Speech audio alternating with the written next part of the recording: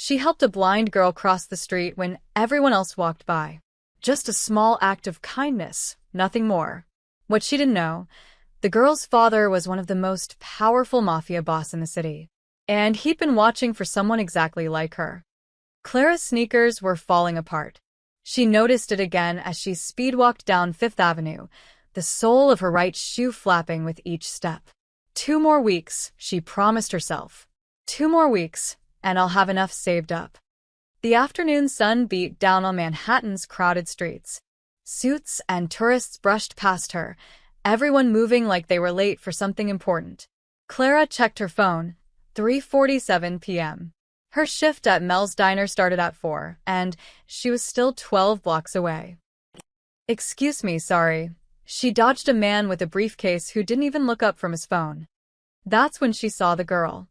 She stood at the crosswalk on the corner of 5th and 42nd, one hand gripping a white cane, the other clutching a small purse. She couldn't have been more than 17. Dark sunglasses covered her eyes, and her head turned slightly from side to side, like she was trying to listen through the chaos of honking horns and shouting vendors. The walk signal flashed white. People surged forward around the girl. A businessman in a gray suit nearly knocked into her. The girl stumbled back, her cane tapping frantically against the sidewalk. Clara stopped walking. The signal was already counting down. 10, 9, 8. The girl took a tentative step forward, then stopped. Her hand trembled on the cane. Everyone kept walking. A woman with shopping bags squeezed past the girl without a word. A teenager on a skateboard swerved around her with an annoyed grunt. Clara looked at her phone again. 3:48 p.m. If she stopped, she'd be late. Mel would dock her pay again, maybe even give her night shift to someone else. She needed this job. She needed every dollar. The girl took another small step, clearly disoriented.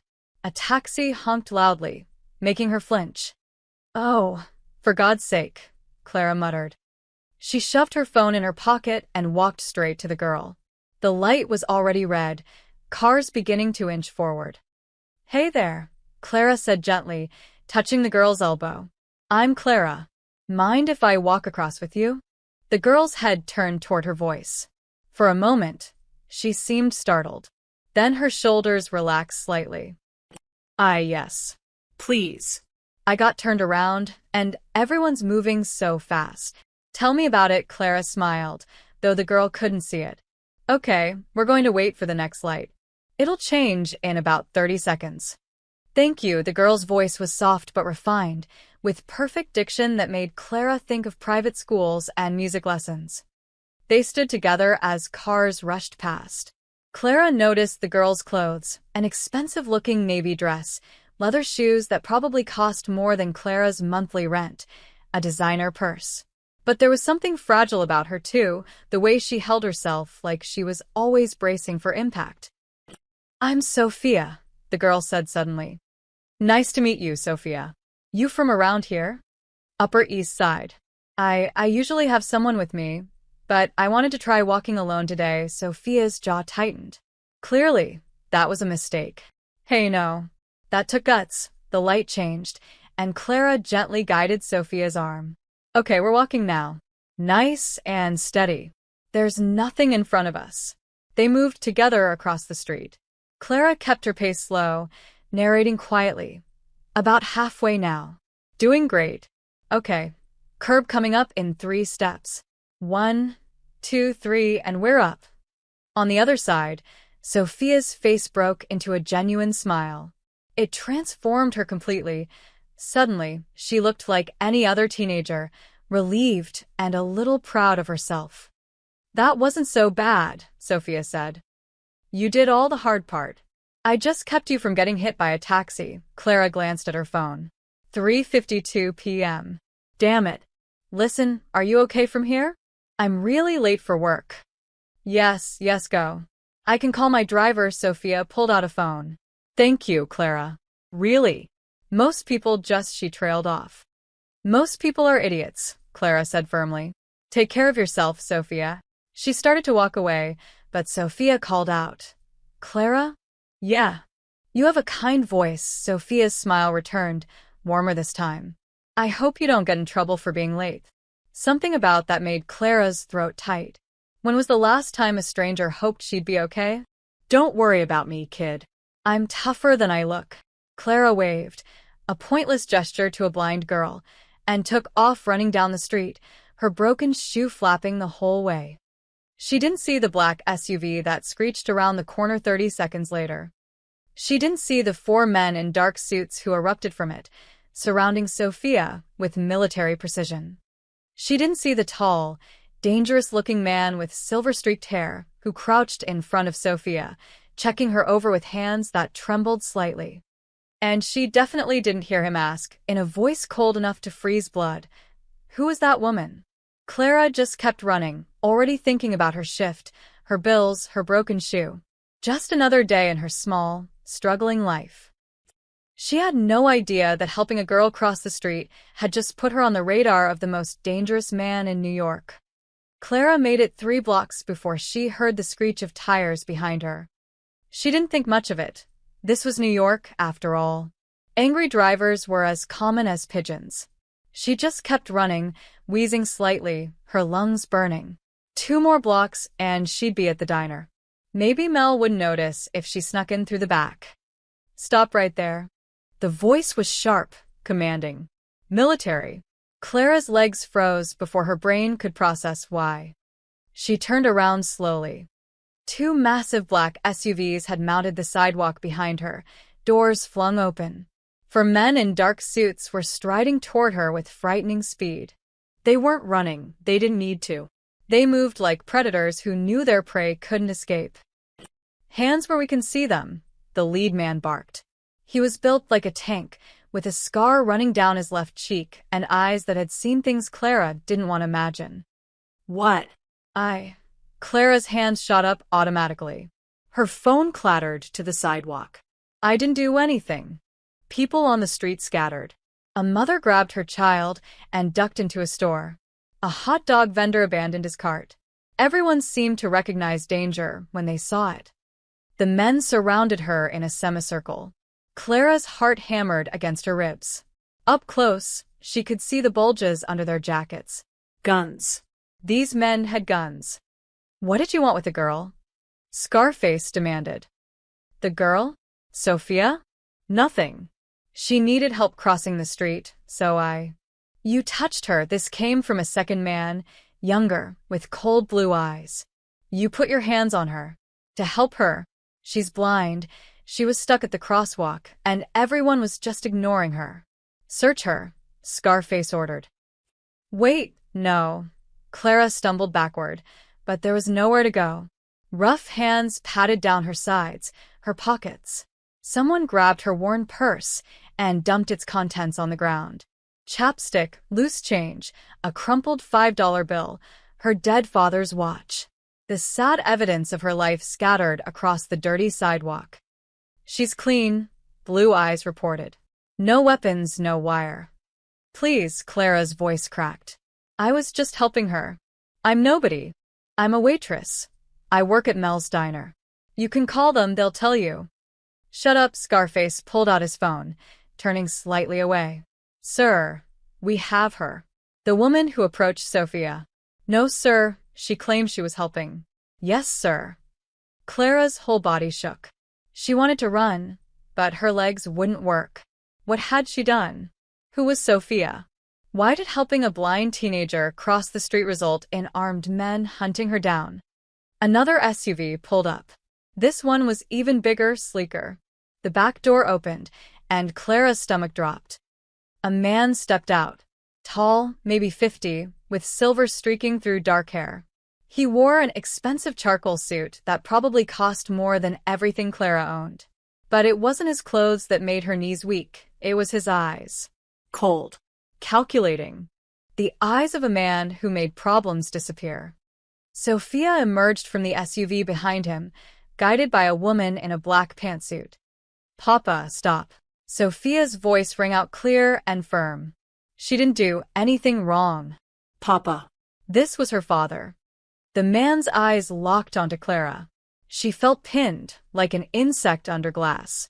He walked toward her slowly, and the armed men parted like water. Sophia tells me you helped her, he said. His voice was quiet, controlled. Somehow that made it more terrifying than if he'd shouted. Is this true? Clara nodded frantically. Yes. Yes, sir.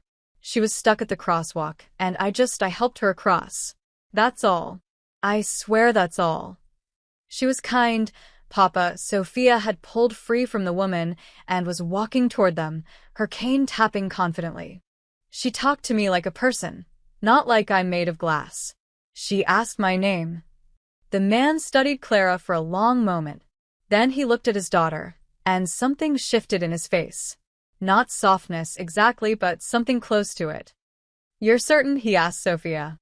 She has a kind voice, Sophia said simply. I know kind when I hear it. The man turned back to Clara. What's your name? Clara. Clara Mitchell. Well, Clara Mitchell. He reached into his jacket. Clara flinched, but he only pulled out a wallet. He extracted several $100 bills and held them out. Thank you for helping my daughter. Clara stared at the money. It was more than she made in a week. Maybe 2 weeks.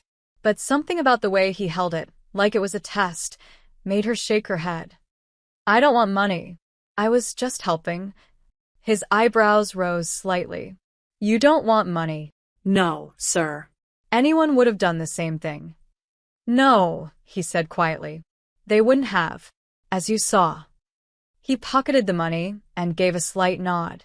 The men immediately stepped back, creating a clear path for Clara to leave. You may go, he said. And Miss Mitchell? Thank you. Truly. Clara didn't need to be told twice. She scooped up her belongings with shaking hands, shoving everything back into her purse. She was 5 steps away when Sophia called out. Clara, will I see you again? Clara looked back. The girl was smiling hopefully, and her father was watching Clara with an unreadable expression. Maybe, Clara managed. Take care, Sophia. She walked away as fast as she could without running, her broken shoe still flapping. Her whole body trembled. She didn't know who those people were, but she knew power when she saw it. Dangerous power. Behind her, she heard the man's voice, low and thoughtful. Find out everything about her. Clara didn't hear that part. She just kept walking, telling herself it was over. A weird, scary moment, but over. She had no idea it was just beginning. Lorenzo de Luca sat in his study, a glass of bourbon untouched on the mahogany desk. The room was dark except for the glow of multiple computer screens. He'd sent Sophia to bed an hour ago, after she'd talked his ear off about the nice lady with a kind voice. A knock at the door. Come in. Vincent Russo entered, Lorenzo's head of security, the man he trusted more than anyone except family. Vincent had been with him for 23 years. He'd taken bullets for Lorenzo. He'd buried bodies for Lorenzo. And he'd never once asked a question that wasn't absolutely necessary. Got the footage, Vincent said, setting a laptop on the desk. And the preliminary report. Lorenzo gestured for him to proceed. Vincent clicked play. The screen showed 5th and 42nd, the camera angle from a traffic light. Timestamp. 3:48 p.m. Lorenzo watched the crowd surge past his daughter. Watched her stumble. Watched person after person ignore her like she was invisible. His jaw tightened. Then Clara appeared. Lorenzo leaned forward. The footage wasn't perfect, the angle was wrong, and people kept blocking the view. But he could see enough. Clara stopped. Looked at her phone. Looked at Sophia. Then made a decision. She approached Sophia carefully, not grabbing, not rushing. She spoke. Lorenzo wished he had audio, and Sophia's body language changed immediately. Relaxed. Trusting. They waited for the light together. Vincent had synced footage from 2 more cameras, showing different angles. Lorenzo watched Clara guide his daughter across the street with gentle competence. She narrated the walk. He could tell by the way her lips moved, warning Sophia about the curb. And then Sophia smiled. Lorenzo's chest constricted. When was the last time he'd seen that smile? Not the polite one she wore for family dinners or public events. The real one. The one she used to have before the car accident 5 years ago, before she lost her sight, before she lost her mother, before she lost the ability to trust the world. On screen, Clara was leaving. But she stopped when Sophia called to her. Turned back. Said something that made Sophia's smile grow wider. Then Clara ran off, her shoe visibly damaged, clearly late for something. Run it again, Lorenzo said quietly. Vincent did. Lorenzo watched it 3 more times, studying every detail. The way Clara moved, no hesitation once she made her decision. The way she respected Sophia's space, while still being helpful. The way she left without expecting anything. The report, he said finally. Vincent pulled out a folder. Clara Marie Mitchell, 26 years old. Born in Queens, father died when she was 19, mother remarried and moved to Florida 2 years ago. No siblings. Works at Mel's Diner in Midtown, been there 3 years. Lives alone in a studio apartment in Hell's Kitchen. Rent is $1,400 a month, and according to her bank records, she's usually 2 weeks from broke. Lorenzo took the folder, flipping through photos. Clara leaving her apartment building. Clara at the diner, wiping down tables. Clara at a laundromat. The pictures painted a picture of someone grinding through life, day after day. Criminal record, he asked. Clean. Not even a parking ticket. She did 2 years of community college before her father died, had to drop out to work full-time. No political affiliations, no social media presence worth mentioning. Last relationship ended 8 months ago. Guy named Derek Walsh, insurance salesman. Quiet breakup, no drama. Family connections? Friends with questionable backgrounds? None. Her closest friend is a coworker named Beth Santos. They go to the movies twice a month. Clara volunteers at a soup kitchen every other Sunday. That's about as exciting as her life gets, Vincent paused. Boss, she's nobody. Just a working girl trying to survive in an expensive city. Lorenzo nodded slowly, still studying the photos. In one, Clara was caught mid-laugh, talking to an elderly customer at the diner. In another, she looked exhausted, trudging home with grocery bags. She refused the money, Lorenzo said. Yeah, that's unusual. More than unusual. When's the last time someone in this city turned down $500 for 5 minutes of work? Vincent didn't answer. They both knew the answer was never. Lorenzo pulled up the traffic footage again, pausing on Sophia's smile. His daughter hadn't smiled like that since Maria died. For 5 years, he'd watched Sophia retreat into herself, building walls he couldn't break through. She was polite, obedient, but distant. Like, she'd decided the world wasn't worth engaging with anymore. Then this waitress with the broken shoe showed up and made her smile. What do you want me to do? Vincent asked. Lorenzo considered. Every instinct told him to keep Sophia away from outsiders. His world was dangerous. Anyone close to his family became a target. It was why Sophia rarely left the estate, why she was always surrounded by guards. But she'd asked to walk alone today. Begged for it. And he'd said yes because he couldn't stand seeing her trapped anymore. And this woman, this nobody waitress, had done what dozens of New Yorkers hadn't. She'd stopped. She'd helped. She'd been kind for no reason other than it was the right thing to do. Keep watching her, Lorenzo said finally, discreetly. I want to know where she goes, who she talks to, if anyone unusual approaches her. You think someone might be using her? Setting up some kind of play? No. But I want to be certain. Lorenzo closed the folder. And Vincent? Make sure she gets home safely every night. I don't want anything happening to her. Vincent's eyebrows rose slightly, the closest he ever came to showing surprise. Boss, you sure about this? Getting involved with a civilian? I'm not getting involved. I'm being cautious. Lorenzo stood, walking to the window. His estate sprawled below, lit up like a fortress. Sophia asked if she'd see her again. And I don't know yet. Lorenzo took a sip of bourbon finally, the liquid burning down his throat. But if my daughter asks for something that makes her smile like that, he trailed off, watching his reflection in the dark glass. Just watch her. Report anything unusual. Yes, sir. After Vincent left, Lorenzo watched the footage one more time.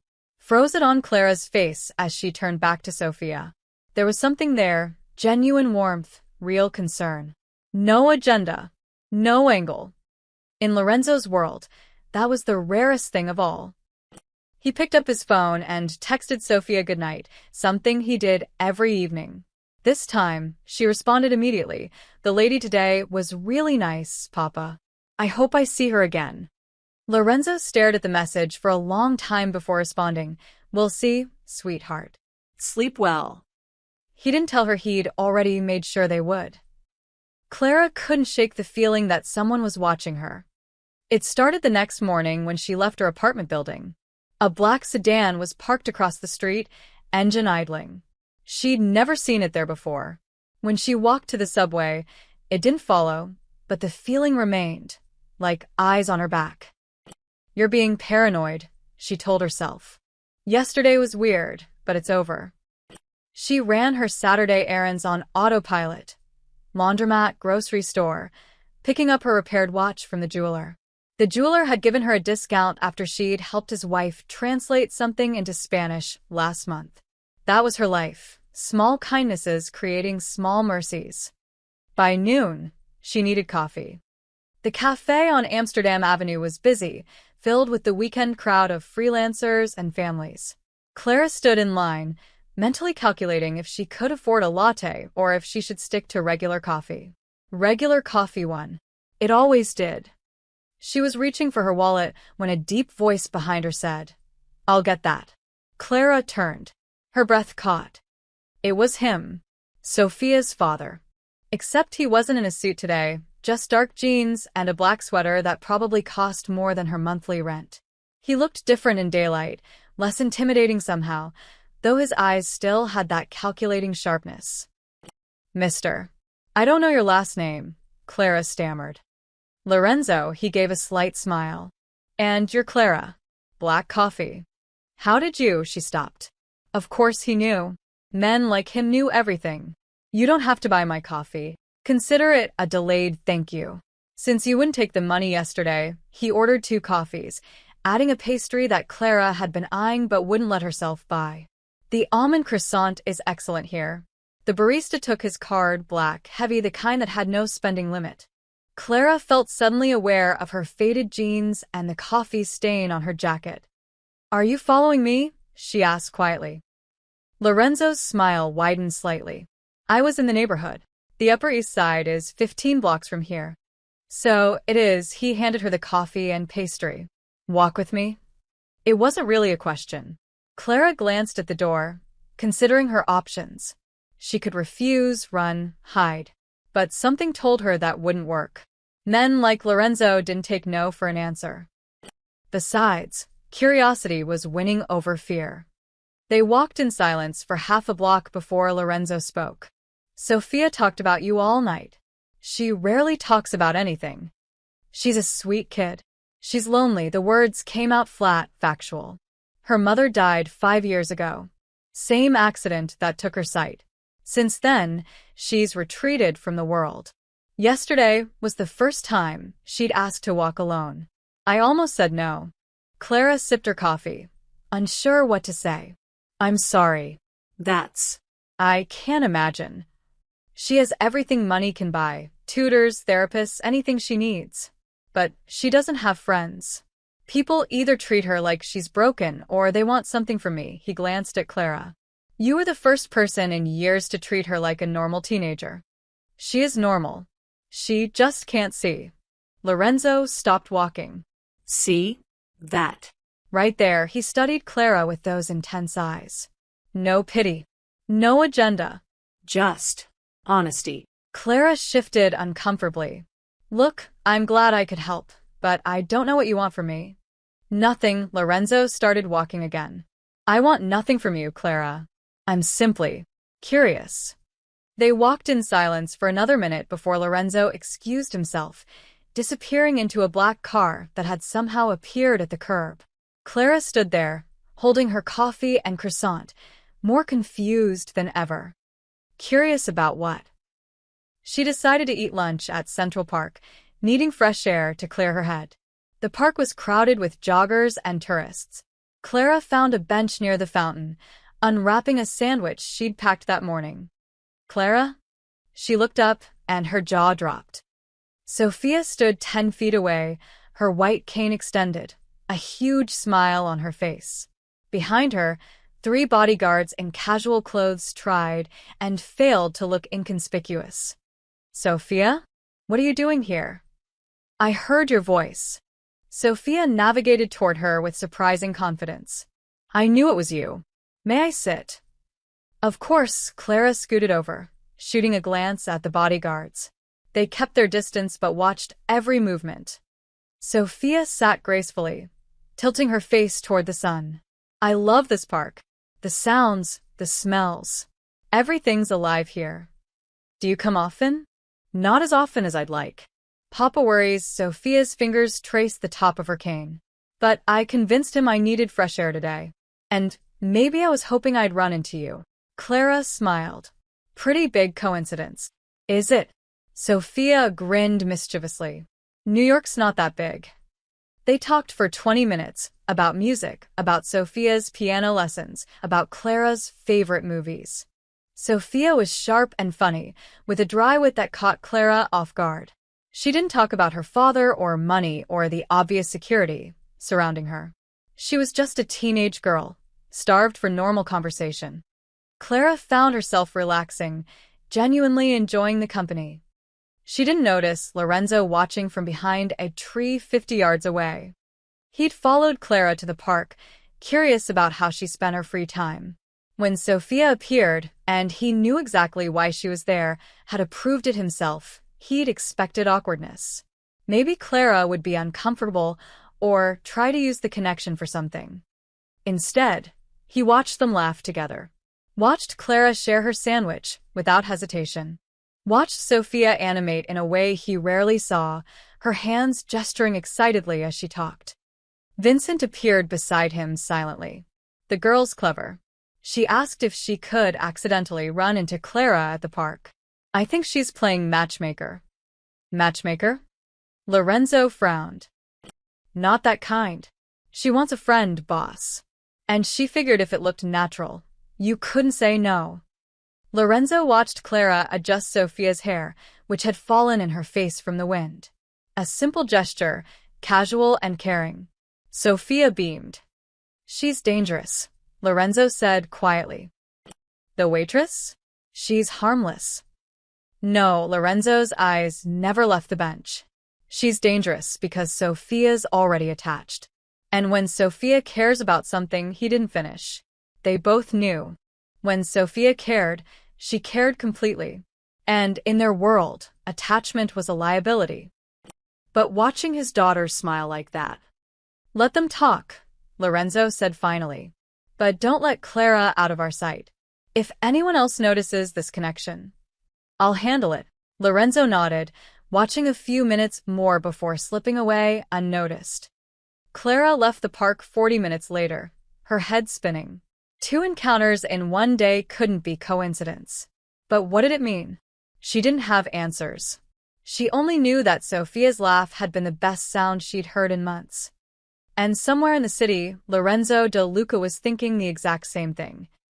Sunday evening, Lorenzo found Sophia in the music room, her fingers moving across the piano keys with practiced ease. Chopin, her mother's favorite. He stood in the doorway, not wanting to interrupt. This was rare too, Sophia playing without being asked, playing because she wanted to. The piece ended. Sophia's hands rested on the keys. I know you're there, Papa, she said, turning toward him with that uncanny accuracy blind people developed. You breathe differently when you're thinking hard. Lorenzo entered, settling into the chair beside the piano. And what am I thinking about? Me. And Clara, Sophia smiled. You're wondering if you made a mistake letting me talk to her again. You're too perceptive for your own good. I get it from you. Sophia's fingers traced the piano keys absently, not pressing them. Papa, can I ask you something? Always. Can I see Clara again? Officially, I mean. Not just accidentally running into her at the park. Lorenzo had been expecting this, but hearing it still made his chest tighten. Sophia never asked for things. Never. She accepted what was given, never pushed, never demanded. Even before the accident, she'd been independent, self-sufficient. Why Clara? He asked carefully. You've met other people. Tutors, therapists, daughters of my associates. They all want something. Sophia's voice was firm, certain. The tutors want to be paid. The therapists want to fix me. The daughters of your friends want to say they know Lorenzo de Luca's daughter. But Clara? She just wanted me to cross the street safely. She doesn't know who we are. Exactly. Sophia turned fully toward him. Papa, when was the last time someone talked to me without knowing? Without the weight of your name, your reputation, your money hanging over everything? Lorenzo was quiet. He couldn't remember. She treated me like I was normal, Sophia continued, and her voice cracked slightly. Not fragile. Not broken. Not the blind girl who lost her mother. Just. Sophia. Do you know how long it's been since I felt like just Sophia? Lorenzo reached out, taking his daughter's hand. Her fingers were trembling. She made me laugh about almost tripping on the curb, Sophia whispered. She asked what music I liked. She shared her sandwich even though I could tell she doesn't have much money. She didn't do it for you. She did it because she's kind. Sophia squeezed his hand. Please, Papa. I'm not asking for much. Just. Let me have one friend who doesn't know what comes with knowing me. Lorenzo looked at his daughter, 17 years old, blind, isolated in a fortress of his making. He'd built walls to protect her, but somewhere along the way, those walls had become a prison. Okay, he said quietly. Sophia's face lit up. Really? Really? I'll arrange something. No, Sophia stood, excited now. No arrangements. No orchestrated meetings. I want to just show up, like a normal person. Can I do that? Can I just go to her work and ask if she wants to have lunch? Every protective instinct screamed no. But Lorenzo looked at his daughter's hopeful face and found himself nodding. Take Vincent and 2 others. They stay visible. Deal. Sophia threw her arms around him. Thank you, Papa. Thank you. Lorenzo held her, remembering when she was small, when Maria was still alive, when their world wasn't built on violence and secrets. For just a moment, he let himself believe that maybe Clara Mitchell was exactly what Sophia needed. Even if every logical bone in his body said this was a mistake. Monday afternoon, Clara was in the middle of the lunch rush when Beth elbowed her sharply. Clara. You got visitors. Clara looked up from pouring coffee and nearly dropped the pot. Sophia stood in the doorway of Mel's diner, flanked by 3 massive men in dark suits. Every customer had stopped eating to stare. Even Mel had come out from the kitchen, his face pale. Oh my God, Clara breathed. Sophia's cane swept the floor as she navigated inside, one of the bodyguards murmuring directions. She was wearing a simple sundress and looked nervous, her free hand clutching her purse tightly. Clara? Sophia called out. Are you here? I'm here. Clara set down the coffee pot and walked over, hyper-aware of everyone watching. Sophia, what are you doing here? I wanted to ask. Sophia paused, then smiled sheepishly. Actually, can we talk somewhere less public? Mel appeared at Clara's elbow. Everything okay, Clara? His voice was tight. He'd seen the bodyguards, the way they scanned the room like Secret Service. Yeah, Mel. This is Sophia. She's a friend. A friend. Mel's eyes flicked between Sophia and the armed men. Right. Well. Your break's in 10 minutes anyway. Take it now. Clara led Sophia to a booth in the back corner.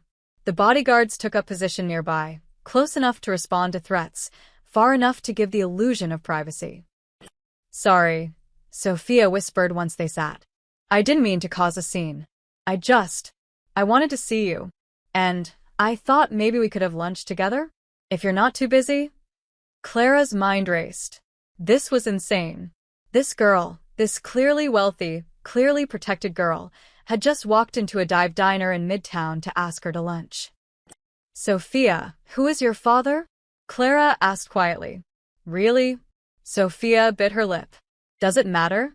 3 bodyguards kind of makes it matter. He's Protective. Overly protective, Sophia reached across the table, finding Clara's hand. But I promise I'm not here to cause problems. I just like talking to you. You're easy to talk to. And I don't have anyone my age who just talks. Clara saw it then, the loneliness beneath the expensive clothes and security detail. This girl lived in a cage, even if the cage was gilded. Okay, Clara said. But I only have 30 minutes. Sophia's smile could have lit up the whole diner. That's perfect. Beth brought over menus, her eyes wide. Clara ordered a burger. Sophia ordered the same, then proceeded to tell a hilarious story about her piano teacher's cat that had Clara laughing so hard she snorted coffee. The bodyguards watched. Mel watched from the kitchen. The other customers whispered. But in their corner booth, 2 girls just talked and laughed like normal people. And for 30 minutes, that's exactly what they were. When Sophia left, she squeezed Clara's hand. Same time tomorrow. You're coming back. If you'll let me, Sophia's voice was hopeful, vulnerable. Is that okay? Clara thought about Lorenzo's calculating eyes, the guns under suit jackets, the dangerous world this girl clearly came from. Every smart instinct said to run. But Sophia was smiling, and Clara remembered what it felt like to be lonely. Yeah, Clara said. It's okay. After Sophia left, Mel pulled Clara aside. Clara, those men had guns. I know. Who are these people? I don't know, Mel. But Sophia's just a kid who needs a friend. Mel shook his head but didn't argue. Just be careful. Clara nodded, but careful was already out the window. Across town, Lorenzo received Vincent's report. She said yes. Lorenzo leaned back in his chair, conflicted. This was spiraling into something he couldn't control. But Sophia had called him 20 minutes ago, her voice bubbling with excitement, and he hadn't heard her sound like that in 5 years. So he did nothing. And in doing nothing, he changed everything. Sophia came back the next day, and the day after that. By Thursday, it had become routine. Sophia would arrive at Mel's diner at 1:30 p.m., right when Clara's break started. They'd sit in the same back booth, order food, and talk.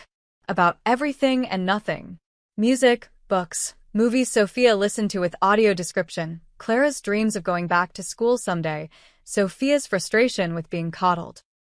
They act like I'll shatter if I bump into a table, Sophia complained on Wednesday, stealing one of Clara's fries. I'm blind. Not made of porcelain. Have you told them that? Papa just gets this look. Like he's remembering. Sophia trailed off, then shook her head. Anyway, tell me more about the guy who tried to pay for his meal with a poem. Clara grinned, launching into the story. This was easy, natural. Sophia had a way of listening that made Clara feel heard, really heard for the first time in years. Not just nodded at, but understood. The bodyguards became background noise.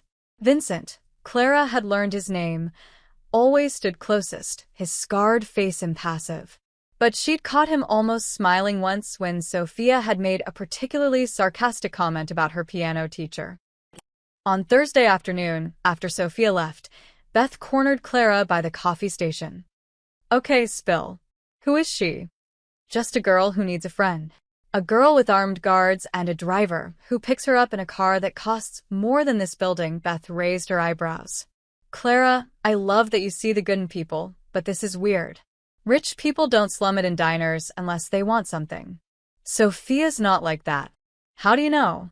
Clara paused, wiping down the counter. Because when I talk, she leans forward. She remembers things I mention in passing. She asked about my dad's watch. The one I wear every day that nobody else notices. She's lonely, Beth. Really lonely. And I know what that feels like. Beth's expression softened. Just be careful, okay? Rich people have rich people problems, and I don't want you getting caught in the middle of something. But Clara was already caught. She just didn't know it yet. Friday, Sophia asked if they could meet somewhere else. "Don't get me wrong, I love the diner," Sophia said, "but I'd like to walk with you. Like we did that first day. Papa says Vincent can follow at a distance." So they walked. Through Central Park, around the reservoir, past street musicians and artists. Clara described everything: the colors of fall leaves, a dog chasing pigeons, a mime that was making tourists laugh. "The mime is doing what now?" Sophia asked, incredulous. "He's pretending to be trapped in a box." "That's the dumbest thing I've ever heard." "You can't hear him. He's a mime." "Exactly." Sophia burst out laughing, and Clara joined her. Vincent and his team followed 20 paces back, close enough to respond, far enough to give them space. Vincent had his phone out, and Lorenzo's name was on the screen. He'd been sending updates every 30 minutes. "They're laughing. The Mitchell girl just bought Sophia an ice cream. Sophia is happy." Lorenzo read each text in his office, building a mental picture. His men had photographed every interaction, captured every conversation they could overhear. The reports were always the same: genuine friendship, no agenda, no attempts to leverage the connection. Clara Mitchell worked her shifts, paid her bills, volunteered at the soup kitchen on Sundays. She'd turned down a customer who'd asked her out twice this week. She called her mother every Sunday evening. She was exactly what she appeared to be: a good person trying to survive in an expensive city. It should have made Lorenzo relax. Instead, it made him more nervous. Good people in his world didn't stay good. They either got corrupted or destroyed. And Sophia was already attached. Friday evening, Sophia insisted on walking Clara home. "Sophia, you don't have to." "I want to. Besides, Vincent has been twitchy all day. He needs to feel useful," Sophia grinned. "Right, Vincent?" "Miss Sophia is correct," Vincent said dryly. "I live to be useful." They walked through Hell's Kitchen as the sun set, the city shifting from day to evening energy. Clara pointed out her favorite bodega, the community theater where she sometimes watched rehearsals through the window, the chess players who occupied the corner of 48th and 9th every night. "You really love the city," Sophia observed. "I grew up here. It's loud and dirty and expensive, and half the people are jerks," but Clara paused, searching for words. "It's also beautiful. In weird ways. Like, there's a guy who plays violin in the subway every Tuesday. He's probably some concert violinist, but he just plays for quarters. Or the old woman who feeds pigeons in the park and knows every single one by name. This city has magic if you know where to look." "Will you show me?"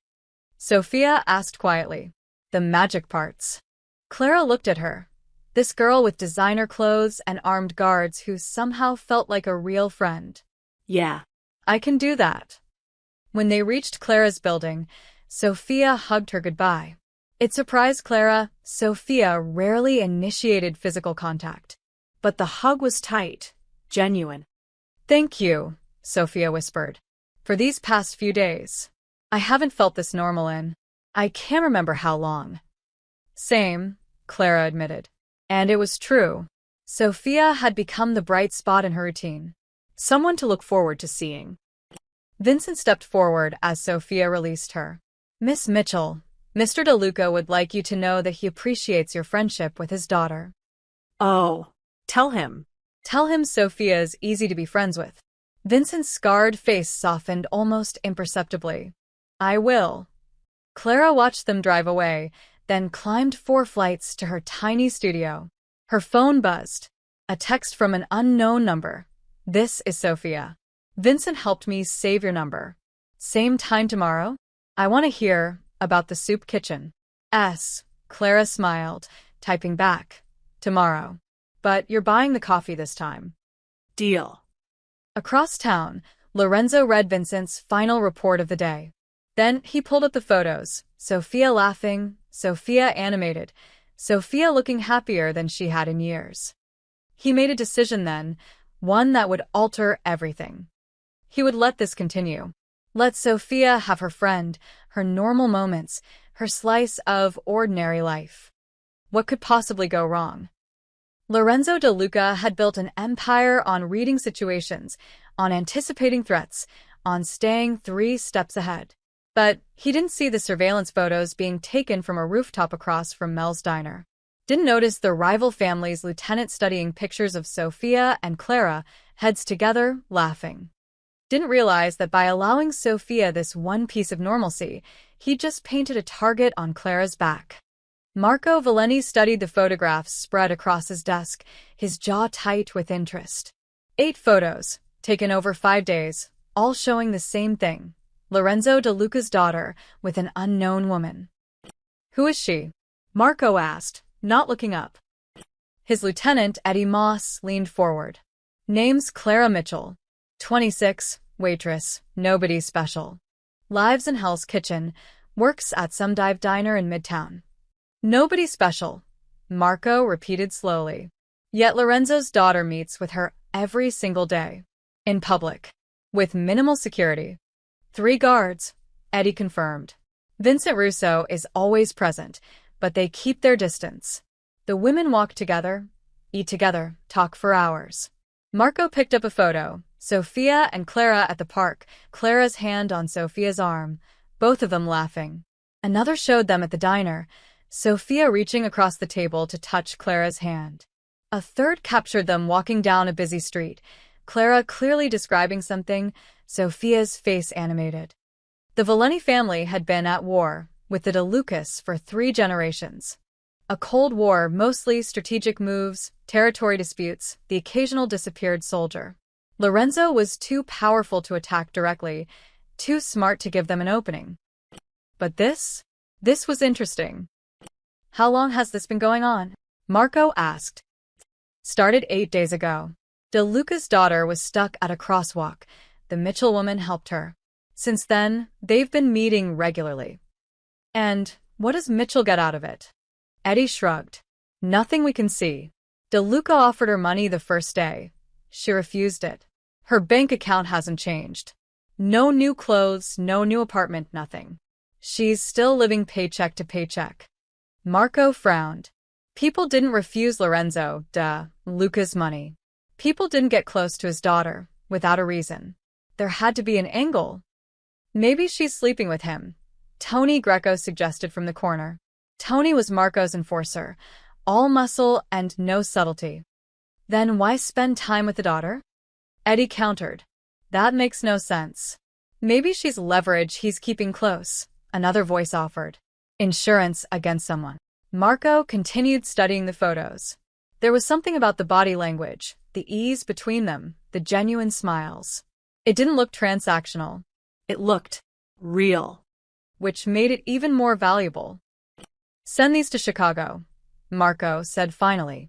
And New York families we're friendly with. I want everyone to know Lorenzo De Luca's daughter has a new companion. An unprotected civilian companion. Eddie grinned. You think someone will make a move? I think information is power. And right now, this waitress is information. Marco tapped the photo. Lorenzo has kept that girl locked up for 5 years. Suddenly, she's walking around the city with some nobody. That's a weakness. And we don't let weaknesses go to waste. You want us to grab her? Tony asked eagerly. No, Marco held up a hand. We watch. We learn. We see who else gets interested. Let someone else make the first move, someone expendable. We'll learn from their mistakes. And if no one moves, Marco smiled coldly. Then we'll consider our options. But patience first. Lorenzo didn't build his empire by being careless. There's something we're missing. Eddie gathered the photos. I'll get these distributed. Our contacts in Jersey, Boston, and Philly will be very interested. After they left, Marco poured himself a whiskey, thinking. Lorenzo De Luca was meticulous, paranoid, protective. He didn't make mistakes. So either this waitress was part of some larger play Marco couldn't see yet, or Lorenzo had finally developed a blind spot. Either way, Marco would be ready. The photos traveled fast through underground networks. Digital files sent through encrypted channels, printed copies passed in dark restaurants and warehouse meetings. Within 48 hours, every major family on the East Coast knew about Clara Mitchell. In Boston, an underboss named Sullivan looked at the photos and saw opportunity. DeLuca had embarrassed him 6 months ago over a territory dispute. Maybe payback had just walked into frame. In Philadelphia, the Carbone family discussed whether the girl was worth their attention. She could be a plant, a decoy, bait for a trap. But Lorenzo's daughter was definitely attached. That was clear even in still photographs. In Jersey, Raymond Costa showed the photos to his cousin, who ran street operations. "Keep an eye out for this woman. If she shows up in our territory, I want to know immediately." Even families that weren't actively hostile to the DeLucas took note. Information was currency, and this was prime information. Lorenzo DeLuca's daughter, blind and vulnerable, had a friend. A civilian friend with no protection, no family connections, no power. That kind of information could be traded, sold, or used.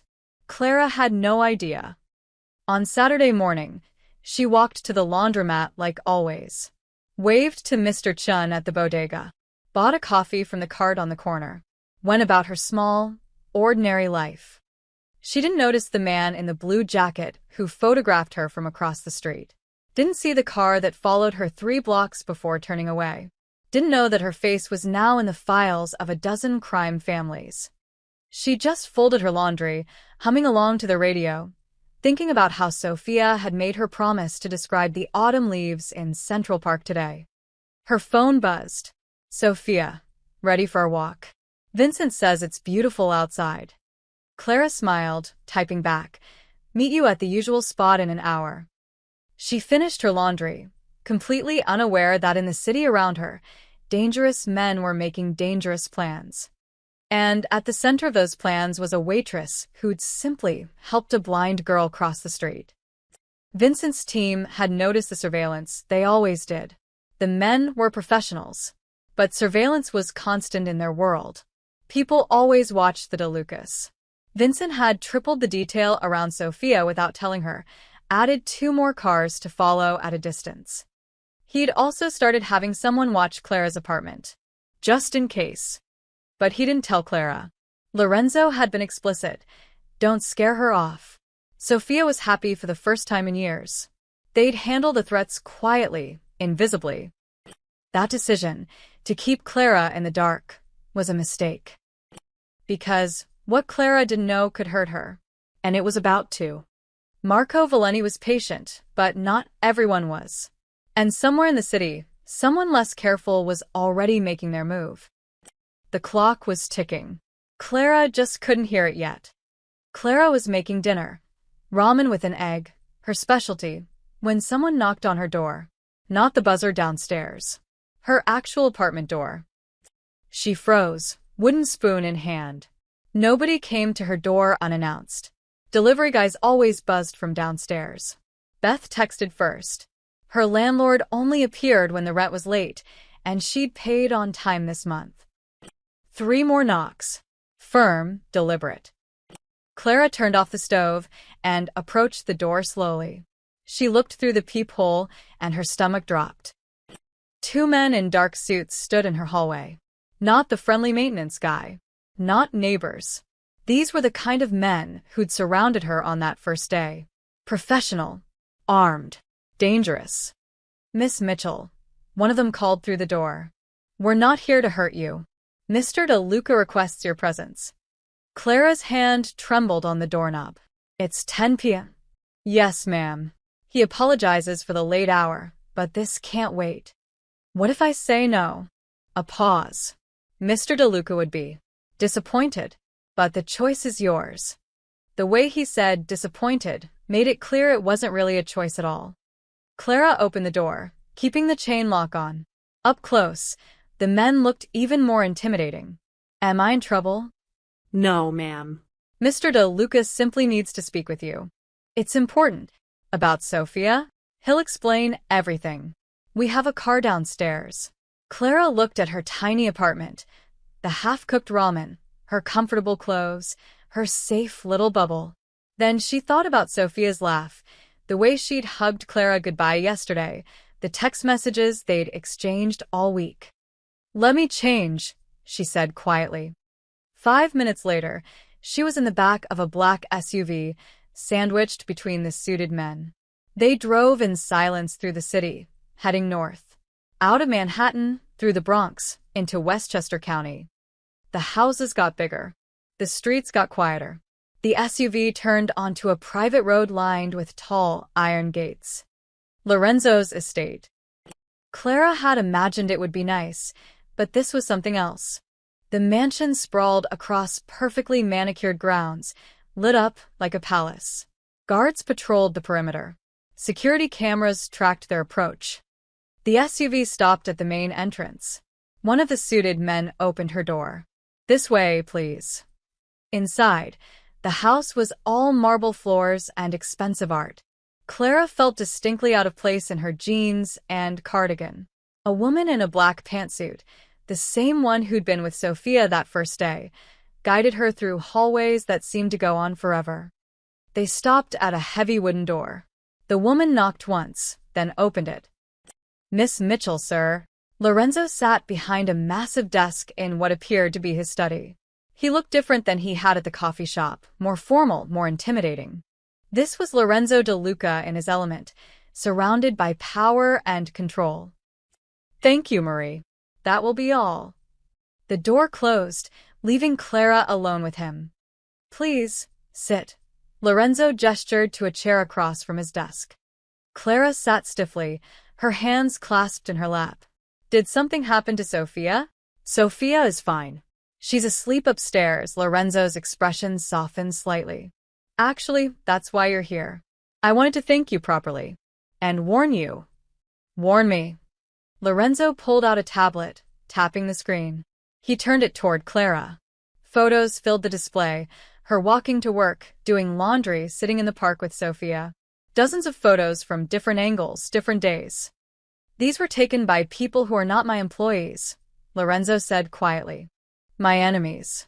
People who would very much like to hurt me and who see you as a potential method of doing so. Clara's blood ran cold. I don't understand. I'm nobody. You're somebody to Sophia. That makes you somebody to me. And in my world, that makes you a target. Lorenzo leaned forward. I'm telling you this because you deserve to know what you've walked into. You didn't ask for this. You were just being kind. But kindness has consequences in my world. What kind of consequences? The kind that involve men with guns deciding you're valuable enough to kidnap, or harm, or use as leverage. His voice was matter-of-fact, but his eyes were serious. I have people watching you now. Protection you don't see. But I won't lie to you. You're in danger simply by being Sophia's friend. Clara's mouth went dry. Then maybe I shouldn't be her friend anymore. Is that what you want? She thought about Sophia's smile, her laughter, the way she'd opened up over the past week. No. But I don't want to put her in danger either. Sophia is always in danger. That's the price of being my daughter. Lorenzo's jaw tightened. But she's been locked away because of it. Isolated. Lonely. Then you came along, and for the first time in 5 years, I heard my daughter laugh like she used to. Really laugh. Not the polite sounds she makes at family dinners, but genuine joy. He pulled up a photo on the tablet, Sophia and Clara at the park, both mid-laugh. Clara barely recognized herself. She looked happy too. I could tell you to stay away, Lorenzo continued. For your own safety, that would be the smart thing. But Sophia would be devastated. And he paused, something flickering across his face. I won't take away the one good thing she's found since her mother died. So, what are you saying? I'm saying I'm offering you a choice, but I want you to understand what you're choosing. Lorenzo stood, walking to the window. Continue being Sophia's friend, and you'll have my protection. Complete protection. But you'll also be part of this world, with all its dangers. Or walk away now, and I'll ensure no one bothers you again. Clara sat in silence, her mind racing. This was insane. She was a waitress. She wasn't built for mobster drama and surveillance photos and armed guards. But she thought about Sophia asking to hear about the autumn leaves. Sophia saving her number in her phone with Vincent's help. Sophia texting her good morning every day this week. Does Sophia know? Clara asked. About the danger? Sophia has lived with danger her entire life. She knows what I am, what my world is. She's choosing to trust you anyway. Clara stood, meeting Lorenzo's eyes. I'm not walking away. Sophia needs a friend, and honestly, I need one too. Lorenzo studied her for a long moment. You're braver than you look, Miss Mitchell. I'm probably just stupid. A ghost of a smile crossed his face. Perhaps both, he returned to his desk, pulling out a business card. This is my private number. If anything happens, anything, you call immediately. Don't hesitate. Don't second guess. Call. Clara took the card with trembling fingers. Vincent will drive you home. You'll notice more security around your building now. Don't be alarmed. They're mine, Lorenzo's voice hardened. And Miss Mitchell? If anyone approaches you asking about Sophia, about me, about anything, you tell me immediately. No matter how harmless it seems. Okay. I mean it. These people are not playing games. They will seem friendly, reasonable, trustworthy. That's how they work. Clara nodded, pocketing the card. As she turned to leave, Lorenzo spoke again. Clara? Thank you for giving my daughter her smile back. I can't repay that, but I'll do everything in my power to keep you safe. In the car ride home, Clara stared at her reflection in the window. 1 week ago, she'd helped a girl cross the street. Now she was under the protection of a crime boss, being surveilled by his enemies, and in way over her head. But Sophia needed her, and somehow that made it worth it. She just hoped she'd survive long enough to figure out what she'd gotten herself into. Clara tried to go back to normal. She really did. Monday morning, she woke up, showered, and headed to work like always. Except nothing was like always anymore. The black sedan parked across from her building that was new. When she walked to the subway, a man in a casual jacket followed half a block behind. Not obviously, but once you knew to look, you saw it. Lorenzo's protection.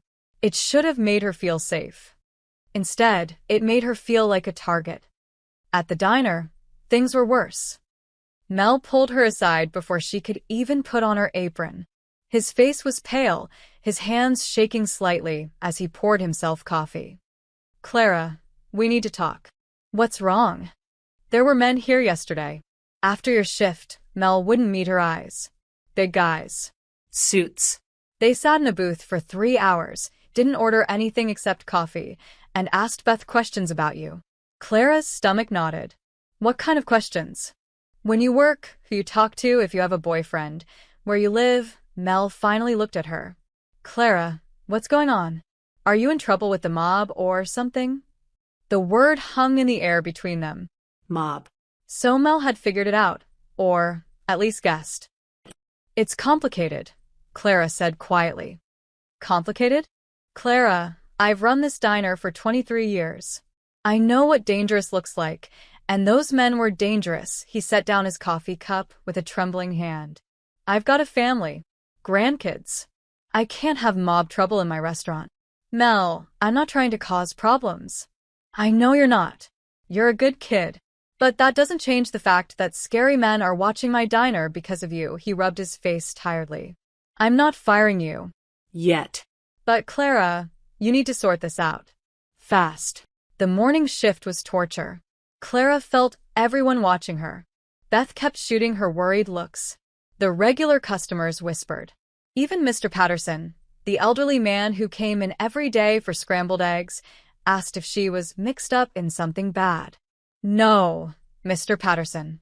Just made some new friends. Friends don't come with armed escorts, sweetie, he said gently. Be careful.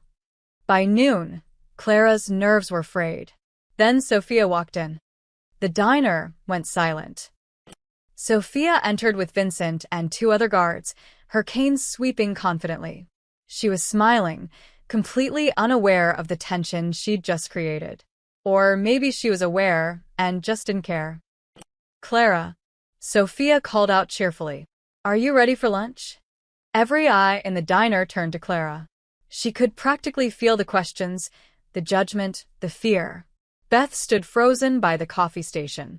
Mel had retreated to the kitchen, probably calling his wife. Clara walked over, her smile forced. Hey, Sophia. Yeah, let me just grab my stuff. They sat in their usual booth. The guards took their positions. The other customers whispered loudly enough that Clara could hear fragments. That's the blind girl? Every single day. Mob family, I heard. Poor Clara. Sophia must have heard it too, but she didn't acknowledge it. She just reached across the table, found Clara's hand, and squeezed it. Bad day. Sophia asked softly. Something like that. Want to talk about it? Clara glanced around the diner. At the staring customers, at Mel peeking nervously through the kitchen window, at Beth who looked like she wanted to pull Clara aside and lecture her about safety. Not here, Clara said. Maybe we could walk instead? Perfect. I'll tell Vincent. They left the diner together, and Clara felt the weight of everyone's eyes following her out. Beth caught her arm at the door.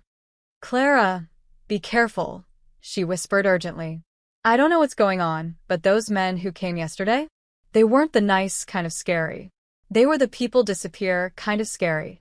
I know. I'm handling it. Are you? Because from where I'm standing, you're way in over your head.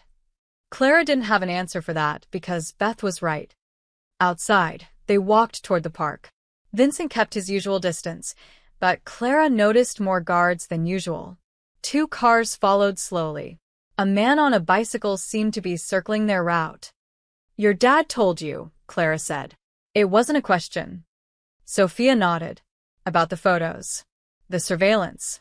He wanted me to stay home today, but I told him that's exactly what they want, for me to hide, for us to stop being friends. Maybe he's right. Maybe it's too dangerous. Clara, stop. Sophia stopped walking, turning toward her voice with surprising accuracy. I know you're scared. Papa told me he talked to you. But if I let fear control my life, I'll never leave the house again. I'll never have friends. I'll never have anything except guards and walls and loneliness. But if something happens to you, something might happen to me whether we're friends or not. That's always been true. Sophia's jaw set stubbornly. But at least this way, I have something worth protecting. I have you. Clara's throat tightened. I'm just a waitress, Sophia. I'm not worth all this trouble. You helped me cross the street when everyone else ignored me. You talk to me like I'm normal. You make me laugh. Sophia reached out, finding Clara's arm. You're worth everything to me. They stood there on the busy sidewalk, people flowing around them, guards watching from multiple angles, and Clara realized she'd already made her choice. Days ago, really. Maybe the moment she'd first taken Sophia's hand at that crosswalk. Okay, Clara said. But I'm buying lunch this time. And we're getting tacos because your bodyguards look like they need to learn what real New York food tastes like. Sophia laughed, and just like that, the tension broke.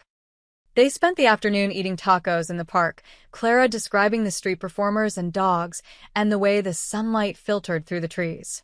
Vincent and his team maintained their perimeter.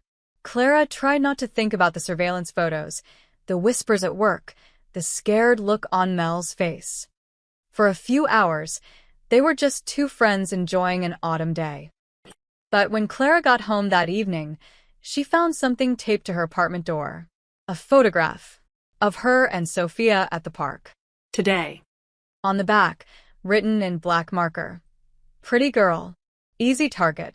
Clara's hands shook as she pulled out Lorenzo's card and dialed his number. He answered on the first ring. Clara? What's wrong?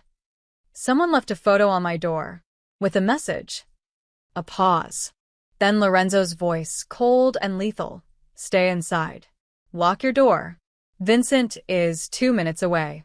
Clara did as she was told, but she couldn't stop shaking. This was real. The danger wasn't abstract anymore. It was a photograph taped to her door, a threat in black marker. She'd walked into Lorenzo de Luca's world thinking she could handle it. Now she was learning what that world actually meant.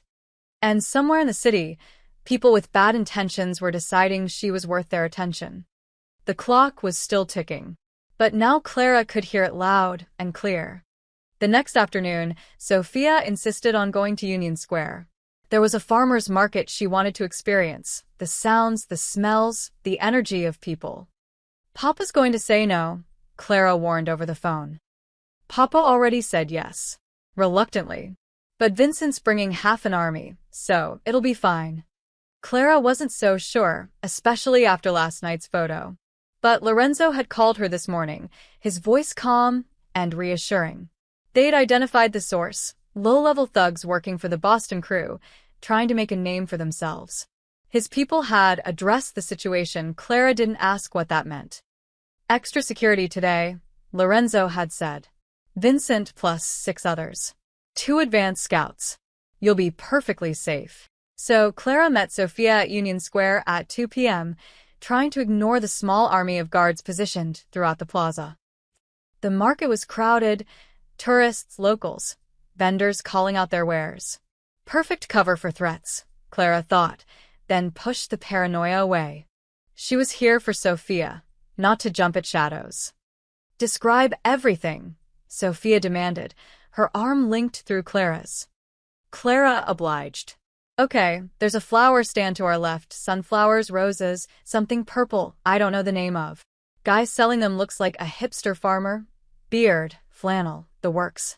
Ahead of us, there's a woman with a baby strapped to her chest, buying apples. They wandered through the market slowly. Sophia touched fabrics at one stand, smelled herbs at another. She was relaxed, happy, and Clara felt herself relaxing too. Vincent shadowed them closely, but the other guards had faded into the crowd. Professional, invisible. Maybe everything would be okay. They were near the center of the plaza, by a fountain, when Clara heard it. A sharp hissing sound. Then smoke. Thick, gray smoke erupting from multiple canisters scattered throughout the crowd. People screamed. Clara? Sophia's hand tightened on her arm, her voice suddenly afraid. What's happening? Smoke bombs, stay with me. Clara's mind raced. The crowd was panicking, pushing in all directions. She couldn't see Vincent anymore through the smoke. We need to move. A man rushed past them, shoving Sophia hard. She stumbled, her cane clattering to the ground. Clara caught her, pulling her close. I've got you. Hold on to me. More smoke. The acrid smell burned Clara's throat. She could hear shouting, crashes, the chaotic sounds of people fleeing. But underneath that, something worse, purposeful movement. Footsteps approaching. Instinct screamed at her. This is an attack. They're coming for Sophia. We're going left, Clara said firmly, one arm around Sophia's waist. Trust me. 3 steps down, there's a vendor's table. We're going under it. Under. Now. Clara guided them down, practically dragging Sophia beneath a table that sold handmade jewelry. The tablecloth provided cover. Around them, people stampeded past. The smoke was worse down here, but at least they were hidden. Sophia was shaking, her hand clutching Clara's shirt. I can't see what's happening. 4 men. Maybe 5. They're searching the crowd. Clara's eyes stung from the smoke, but she could make out shapes moving with purpose, while everyone else fled. They're looking for you. How do you know? Because they're the only ones not running away. A burst of gunfire. Not close, but close enough. Sophia gasped, and Clara pulled her tighter. Vincent. Sophia whispered. I hope so. Clara scanned desperately for an exit. The smoke was starting to clear slightly. 20 feet away, she saw an alley between 2 buildings. If they could make it there. A man's legs appeared beside their table. Black boots. Military style. Check under there, someone called out. Clara didn't think. She grabbed a metal tray from the vendor's display and swung it hard at the legs. The man yelled, stumbling backward. Clara yanked Sophia up and ran. Straight ahead, 8 steps, then sharp right. Clara commanded, half carrying Sophia. Don't slow down. They ran. Behind them, shouts. Ahead, the alley. 5 steps. 3. Someone grabbed Clara's jacket. She spun, kicking backward blindly. Her foot connected with something soft. A grunt of pain, and the hand released.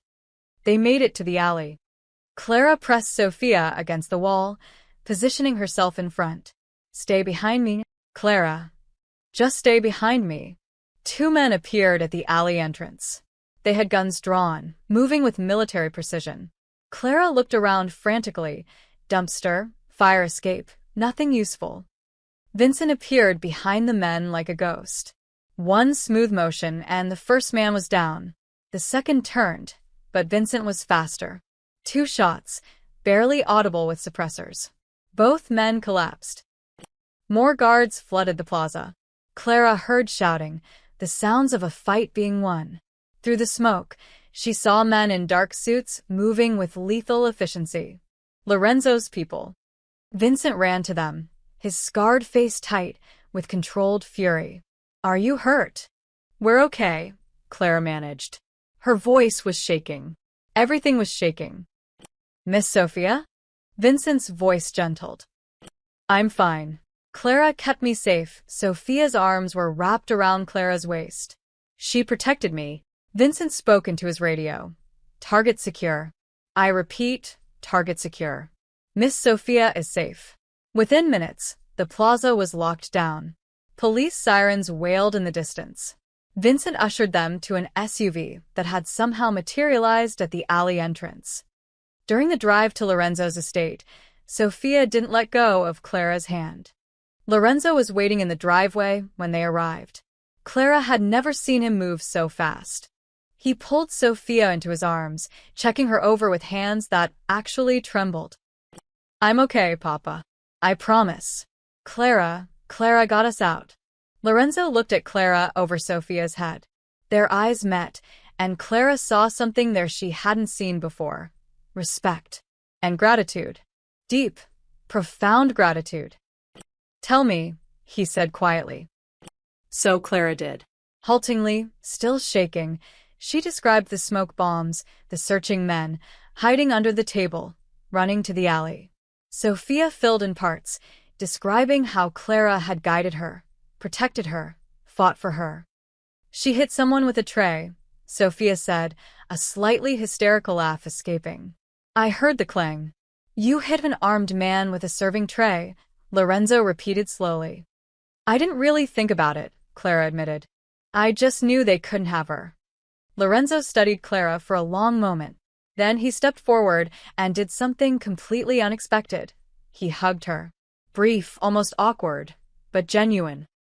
"Thank you," he said quietly. "Thank you for protecting my daughter." Clara's throat was too tight to respond. Vincent approached, his phone out. "Boss, we got 2 of them alive. They're talking. Boston crew, like we thought. Contract hit, amateur hour."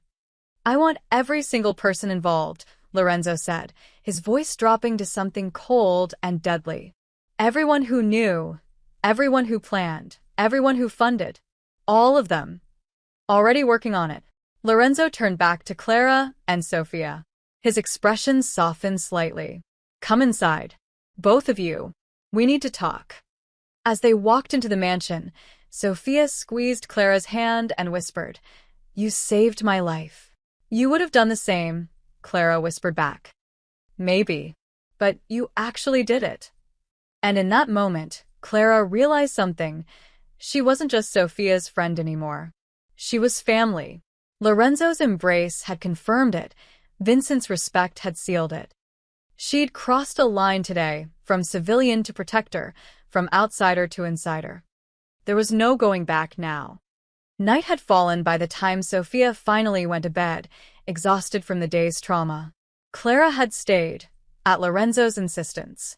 Marie had given her a guest room, brought her clean clothes that somehow fit perfectly, and left a tray of food she was too nervous to eat. Now Clara sat alone in the luxurious room, staring at her phone. 17 missed calls from Beth. 5 from Mel. 3 from her mother in Florida, who somehow already knew something had happened. She didn't know how to explain any of this. A soft knock at the door made her jump. "Miss Mitchell?" It was Marie. "Mr. De Luca requests your presence in his study. If you're feeling up to it." Clara followed her through the quiet mansion. They passed armed guards at every turn, more than she'd seen earlier. The estate was locked down tight. Lorenzo's study door was open. Inside, she saw Vincent and 5 other men, all of them with the same dangerous confidence, the same hard eyes. They looked up as she entered, assessing her with varying degrees of interest and skepticism. "Gentlemen," Lorenzo said, "this is Clara Mitchell." The men nodded. One of them, gray-haired, built like a tank, looked her up and down. "This is the waitress." "This is the woman who saved my daughter's life," Lorenzo corrected, his voice sharp. "Show respect." The man's expression shifted immediately. "My apologies, Miss Mitchell." "Thank you." "For Sophia." Lorenzo gestured to an empty chair. "Please sit. We've been discussing you." Clara sat stiffly, aware of all eyes on her. "Should I be worried?" "No." Lorenzo poured himself a drink, then offered her one. She shook her head. "We've been discussing your future. And Sophia's." "The Boston crew is handled," Vincent said from his position by the window. "We've sent a message that won't be misunderstood. But other families now know about Miss Mitchell. The situation has escalated." "Meaning?" Clara asked. "Meaning you're no longer just Sophia's friend in their eyes," the gray-haired man said. "You're a DeLuca asset. You fought for her, protected her. In our world, that means something." Lorenzo leaned against his desk, studying Clara. "Today, you proved something I wasn't sure could be proven. Loyalty. Real loyalty, not bought or coerced or demanded.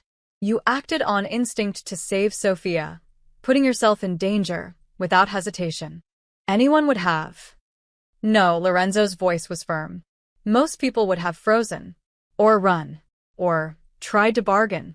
You hit an armed man with a tray and ran into an alley with no exit strategy except putting yourself between Sophia and danger." He paused.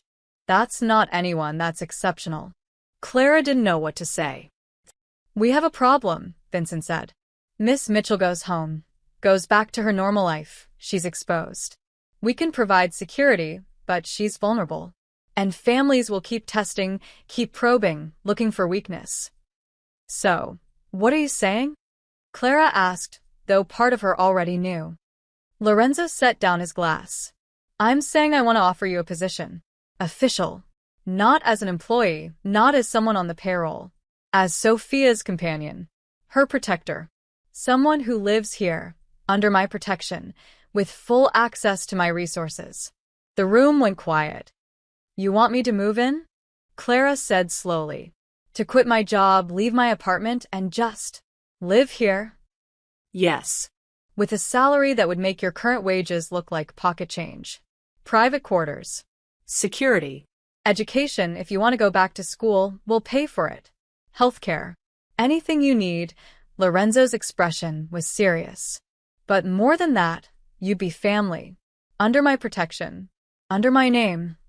"Boss," one of the men interjected. "Bringing in a civilian." "She stopped being a civilian when she saved Sophia's life," Lorenzo said quietly. "She's in this world now whether we make it official or not. I'm simply giving her the tools to survive it." Vincent spoke up. "Miss Mitchell, I've been in this family for 23 years. I've seen a lot of people come and go. Most want something, power, money, status. But I watched you today. You weren't thinking about any of that.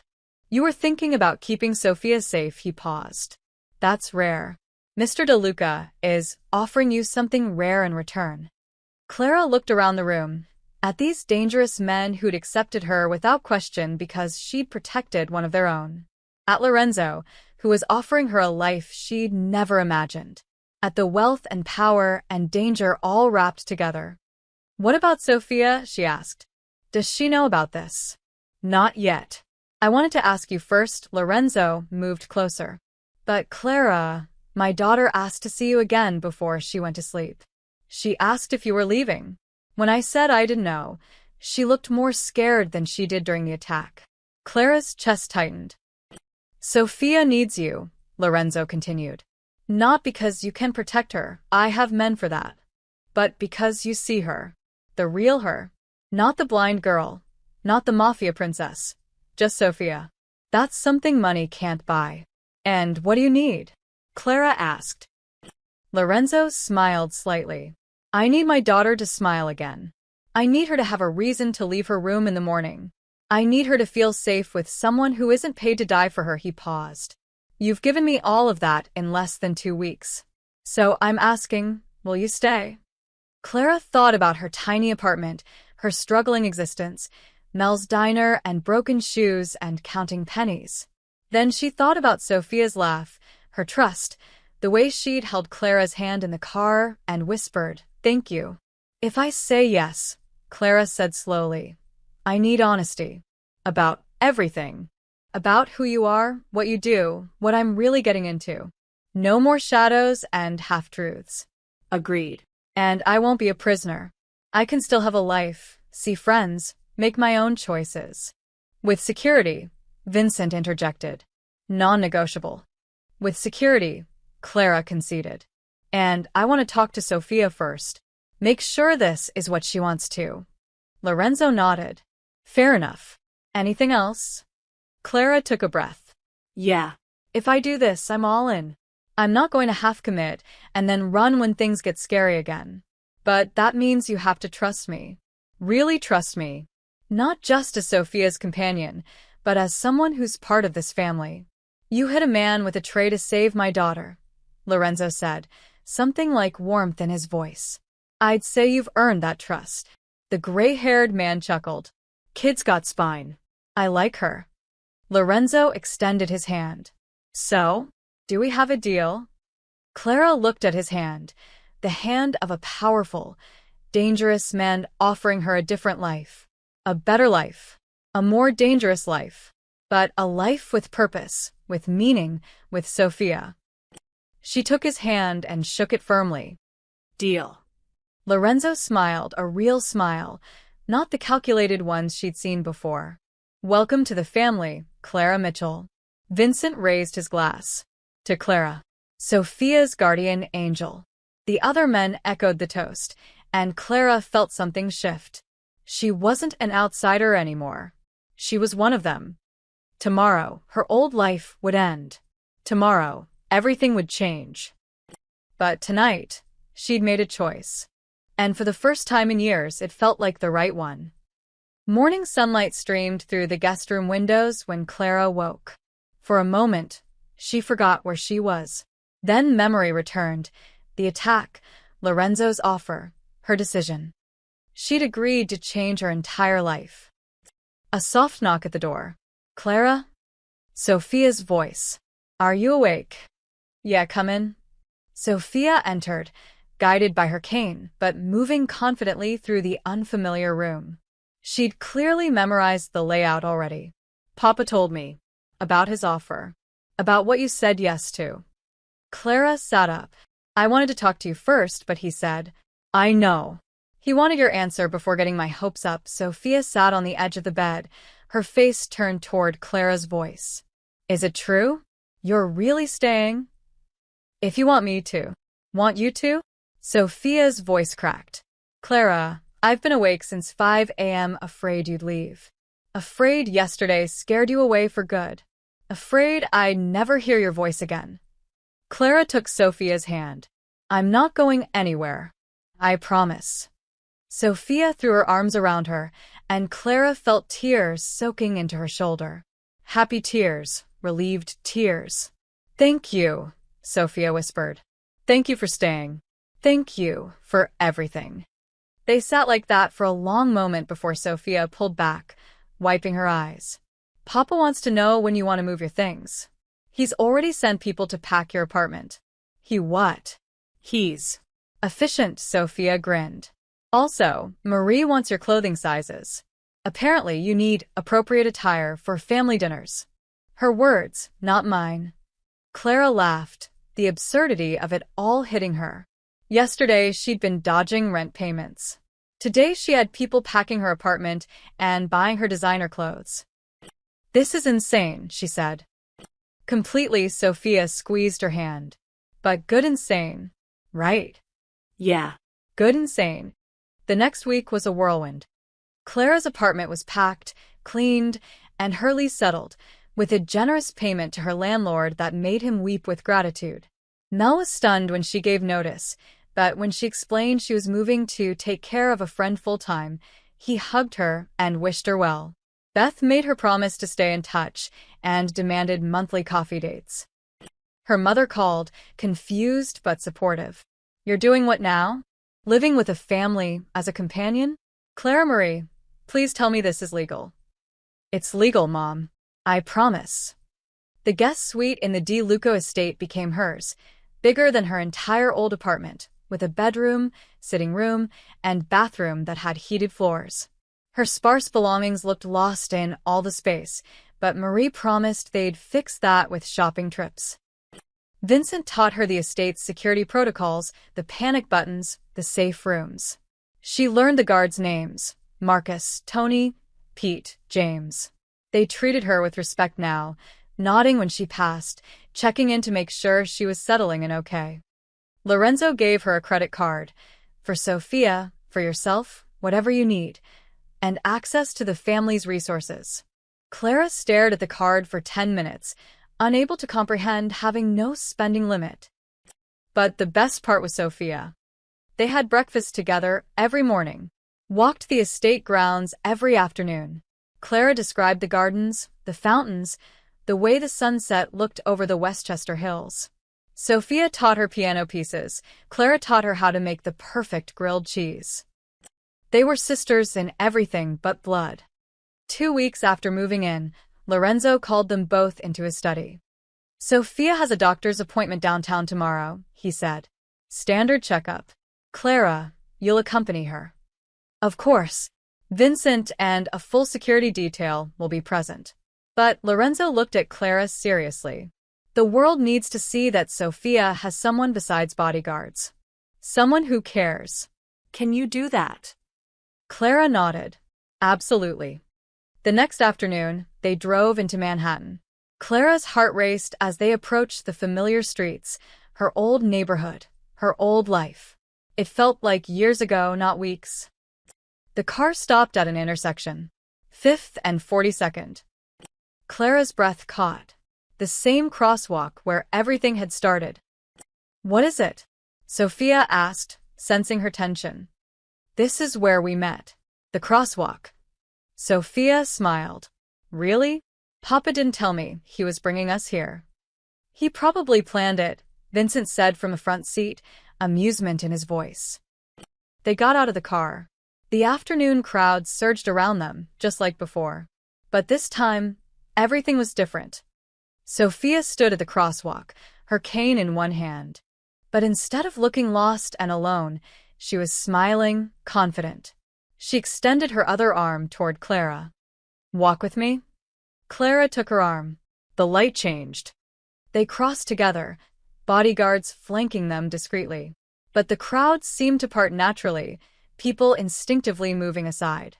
Some stared at the guards, at Sophia's designer clothes, at the obvious wealth and power surrounding them.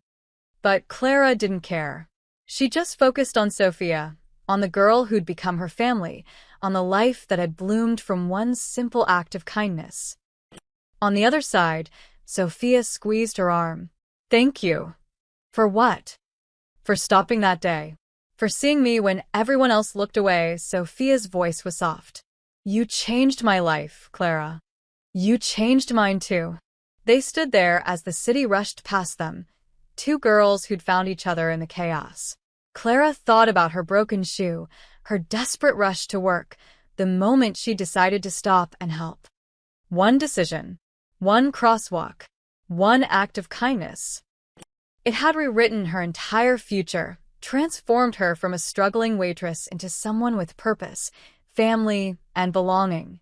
And in return, she'd given Lorenzo de Luca something he'd thought was lost forever: his daughter's smile, her trust, her joy. The world parted around them now, showing respect instead of indifference. But the important thing hadn't changed: Clara and Sophia, walking together, facing whatever came next. Vincent approached. "Ready, ladies?" Sophia grinned. "Ready." As they walked toward the doctor's office, Clara glanced back at the crosswalk one last time. A young woman stood there, looking uncertain, while crowds rushed past her. Clara nudged Vincent. Hold on a second. She walked back to the woman. Hi. Need help crossing? The woman's face flooded with relief. Yes, please. Thank you. Clara guided her across, just like she'd done for Sophia. When they reached the other side, the woman smiled gratefully and hurried away. Sophia was grinning when Clara returned. Once a helper, always a helper. Someone helped me once, Clara said, taking Sophia's arm again. Changed my whole life. Figure I should pay it forward. Lorenzo had been right that first day. Kindness had consequences in his world. Dangerous consequences, complicated consequences. But also beautiful ones. One small act of kindness had rewritten Clara's future and brought light back into a powerful man's life. And as they walked into their next chapter together, Clara knew she'd make the same choice again. Every single time.